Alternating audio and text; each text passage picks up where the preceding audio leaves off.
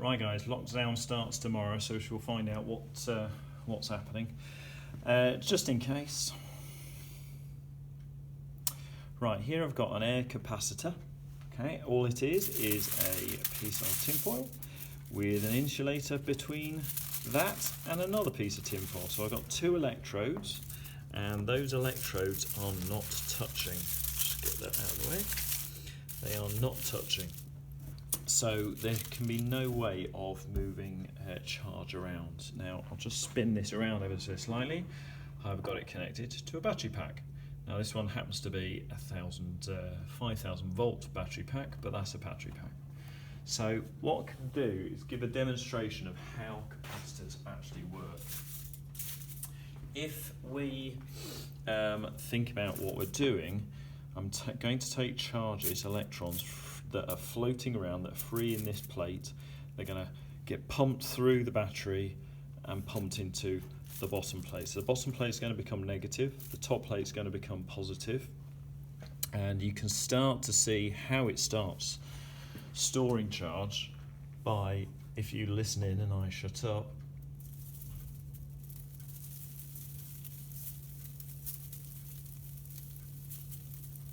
you should be able to hear that build up of tension, the actual force as it flattens the two plates together. And that's because one is now positive, one is negative, and because of that, they then start attracting. Now, if the voltage goes too high, you could hear some then, you get sparking. And every time there's a spark, you'll see the whole surface relax. And you can hear it, okay, as it tries to re-tension itself, tries to attract each other. Now, the reason it's sparking is that if we look a little bit closer, I'll just take that off a second. It's just a bin bag. So where we've got the perforations between each of the bin bags joined together is we end up, and I can tell where they are because there's holes in it, we're getting lines of holes here, for example, where the spark is more easy to jump the gap in air where there's holes in the plastic than it is to jump through the plastic. Okay, so the plastic's a great insulator, however, the air in the middle isn't quite so good. Now, if I just, there we go, put that back. So we've got my capacitor again, but I'm going to now release that. So I'm going to make the area that actually overlaps half as big. I've still got the same size plate underneath, but the one on top is half as big. What I should be able to see quite well, so if I build it up again,